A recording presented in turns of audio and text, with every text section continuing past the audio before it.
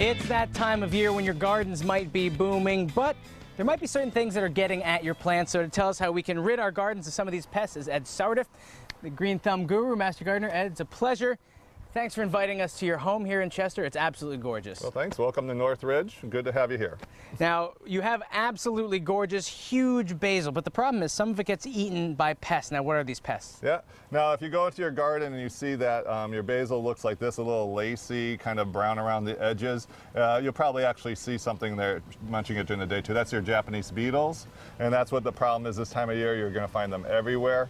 A lot of people go out and buy those traps with the pheromones that attract the beetles to the traps. The problem with that is that you're going to attract your neighbors' Japanese beetles to your house, and on the way to that pheromone trap, they're going to be stopping off to have lunch or some brunch. snacks before they hit the end of the line. So you're just going to be having more problems than it's worth. Probably the best and easiest thing to do to get rid of Japanese beetles is to actually go out in the evening and collect them. If you try to get them during the day, you can actually say, I put some in this jar.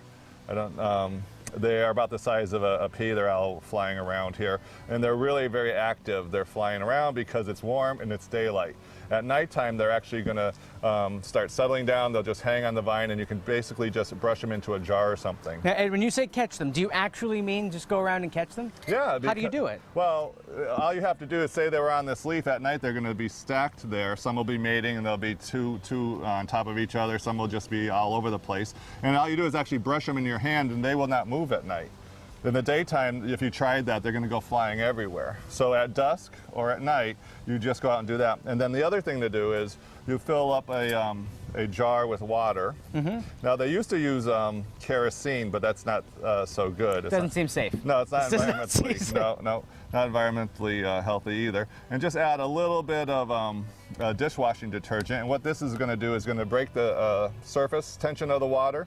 And so when you are collecting the beetles, they'll plop right through the water, and then they'll go to the bottom and they'll actually drown. So you can just keep collecting them, and you can throw that away and always have a fresh batch.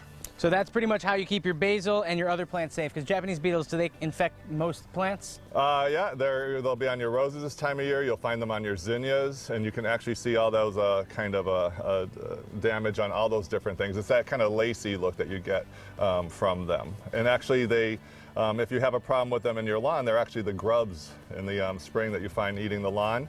So another organic cure for that is something called milky spore disease. It's a bacteria, but it doesn't hurt animals or people. It will just infect the grubs, and it will get rid of the grubs. The more grubs you have, the better it works, because they'll explode and once they get inoculated in the ground, and then they'll just put more bacteria out there to get more bugs. Well, Ed, thank you so much for telling us how we can eradicate Japanese beetles from our lawn, but don't go anywhere, because later on in Mass Appeal, we're going to get this waxy coating off our plants, right? Yes. Good, don't go anywhere.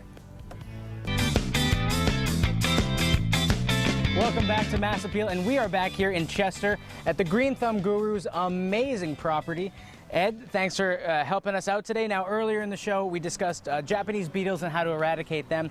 This is another problem a lot of people face. It's this mildewy, build-up looking thing. What actually is this that we see on our plants? Well, this is powdery mildew is what they call it. This will happen on your squash plants, some of your cucumbers, your pumpkins. You can get this. What's gonna happen is you'll go from a nice green leaf like this that's just very healthy, and then the mildew will start spreading across the leaf, and the leaf will turn out brown and it'll die off. You can see otherwise the plant's really healthy. This plant has squash forming there, summer squash, and they have all the buds everywhere. So it's really, it wants to live and it wants to thrive. It just has this problem right now. So in order to help it out, we can do a organic technique that will actually try to eradicate the mildew. Now, does it affect the squash in any way? And if the aesthetics don't bother us, can we just kind of let it go on its merry way, or will it affect the taste of the food? Well, it's going to actually kill the squash plant, because eventually every leaf is a manufacturer for energy for the plant. And so when this leaf dies and goes away, then the next leaf will die and go away, and then the plant will start petering out. Yeah. So let's fix it then. How do we fix it? So now what you're going to do, you're going to take a gallon of water. Okay. And then what we're going to do, I'm going to give you this tablespoon. All right. And you're going to take a tablespoon of baking soda, and you're going to put it right here in the gallon of water. So we're going to mix up that with the baking soda is actually the primary ingredient here. It's going everywhere. I hope you have a lot of it. Yeah, that's all right.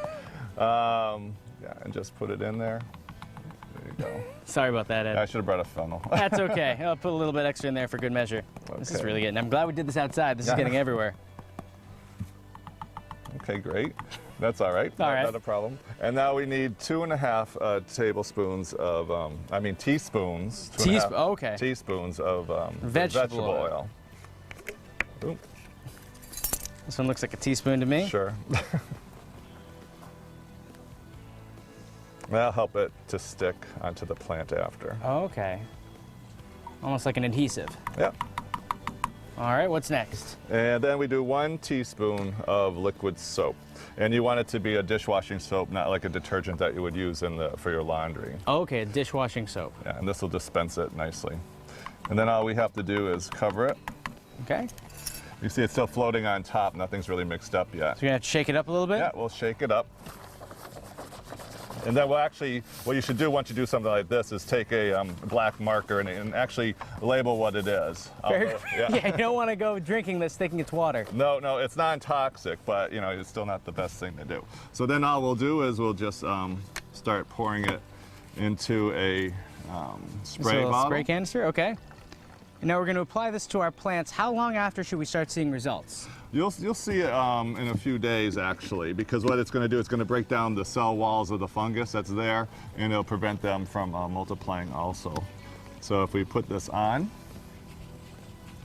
and I'll just spray this over here to make sure it's getting going. And just to make sure it cycles through everything that was once in the... Yeah, I rinsed it out earlier. It was just water. But now you can just spray the entire plant. You can spray the top of the leaves. Is there anything that's too much spraying? No, I would wet the whole thing because everything that you see is that gray material is actually the mildew. Because you can't hurt the plants with this. Well, you should be careful though when you are trying it on different plants because they could be photosensitive and they might be a little bit too sensitive to it, but usually they're not with this. So but you can always check a couple leaves. When are we going to start seeing results? Well, you're going to probably see it clean up right away because you can see it actually looks nice already. But in a couple of days, it should start cleaning up. Absolutely. And so you would get it everywhere. You would get it on the stems. You would get it on the plants. So just really soak it. Yeah, you really want to soak it. The stems here, the back of the leaves, the front of the leaves, and that's really the key to it. There are chemical things you can do, but this is a lot better for all the natural. Love it. I think I'm getting the cameras. Well, Ed, we're out of time. The cameras might die also. It's a pleasure